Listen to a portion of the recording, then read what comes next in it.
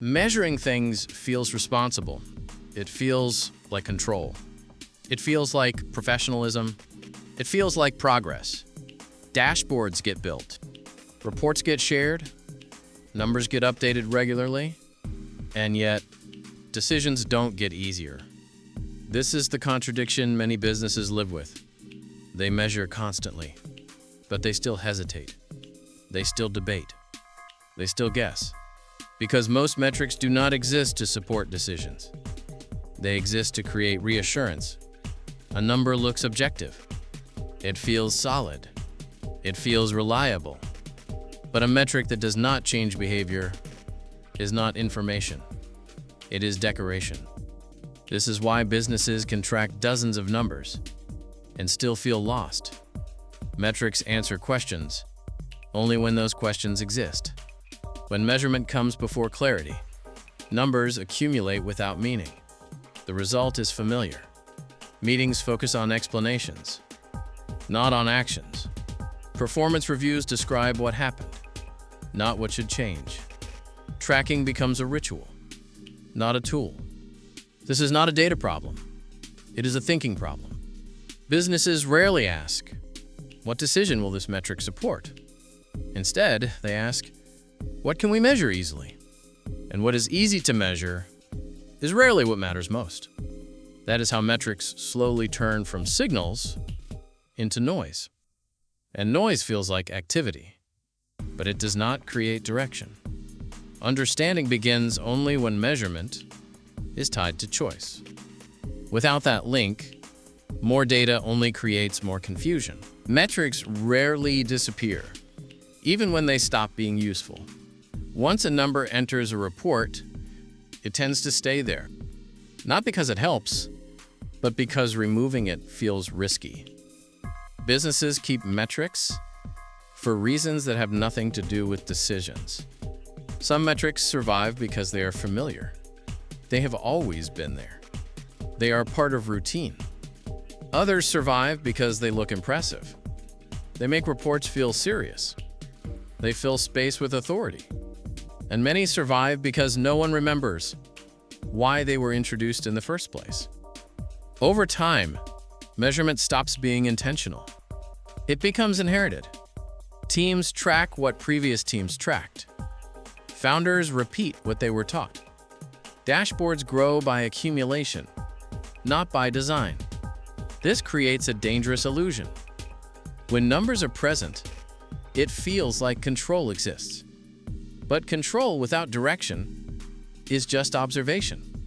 Another reason useless metrics persist is accountability theater. Numbers are used to show activity, not to guide change. Reports become proof of work, not tools for improvement. The focus shifts from asking better questions to defending existing ones. When this happens, metrics start serving politics instead of performance. People explain numbers. They don't act on them. Meetings become analytical, but not decisive. The more metrics are tracked, the harder it becomes to see which ones matter. Signal drowns in volume. At that point, adding one more metric feels harmless. But each additional number raises the cognitive cost of understanding. Attention gets divided. Priorities blur. Decisions slow down. Eventually, metrics stop influencing behavior altogether. They are reviewed. They are acknowledged. And then they are ignored. This is why many businesses feel busy but stagnant. They are surrounded by data, yet starved of insight. Measurement was supposed to reduce uncertainty. Instead, it multiplied it. Clarity does not come from measuring more. It comes from measuring with intent. A useful metric has one defining characteristic. It forces a choice. If a number does not change what happens next, it does not belong in the system. Without that discipline, metrics become historical records, not operational tools.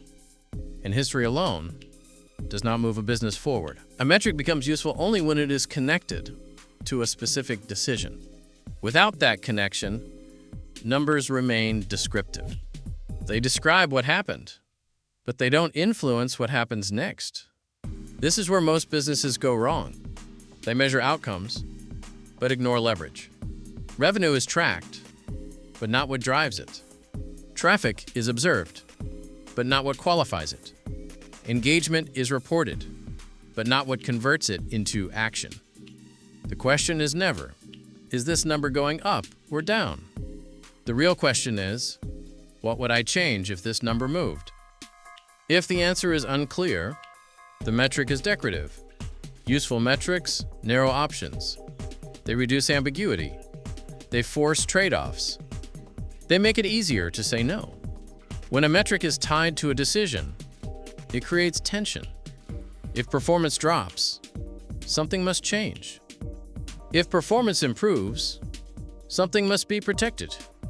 That tension is healthy. Without it, measurement becomes passive. Another common mistake is treating metrics as explanations instead of signals. Businesses try to understand everything before acting. They wait for perfect certainty, for complete context, for confirmation. But metrics are not meant to explain reality. They are meant to highlight where attention is needed. Explanation comes after action, not before it. When teams demand metrics to justify decisions, they slow themselves down. When metrics are used to guide decisions, learning accelerates. This is the difference between reporting and steering. Reporting looks backward. Steering looks forward. Most dashboards are built for reporting. Very few are built for control. Control requires restraint. It requires choosing which uncertainties matter and which can be ignored. The goal is not to eliminate doubt. The goal is to act despite it, with better odds. Metrics that support decisions do not try to be complete. They try to be directional. They point to pressure points. They reveal imbalance. They indicate when something is off, when this logic is missing. Businesses collect facts, but avoid responsibility. When it is present, measurement becomes a strategic asset, not an administrative burden. At some point, the problem is no longer which metrics exist, but how many decisions are delayed because of them.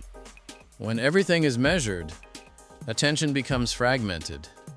Teams jump from number to number, week to week, without a clear hierarchy. Nothing feels critical, so everything feels urgent.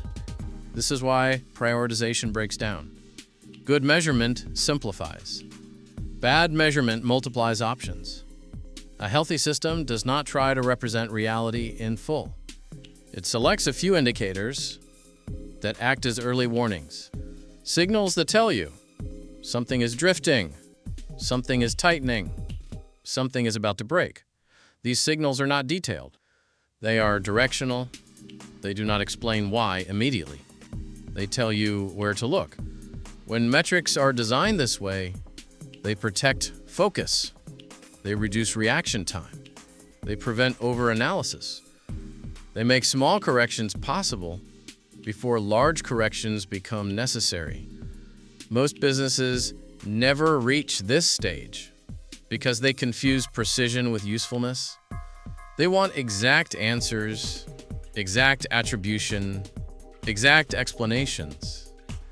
But operational decisions rarely need precision. They need timeliness. A rough signal today is more valuable than a perfect report next month. This is why fewer metrics, chosen intentionally, almost always outperform complex dashboards. Not because they are smarter, but because they are actionable. Action is the constraint. If a metric does not support action, it competes with the ones that do. Over time, this competition erodes discipline.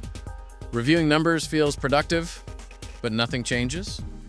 When measurement is designed to support action, the opposite happens. Meetings become shorter. Discussions become sharper. Responsibility becomes clearer. People stop debating interpretations and start testing adjustments. This is when metrics stop being abstract and start shaping behavior, not by explaining everything, but by making the next move obvious. That is the role measurement was meant to play.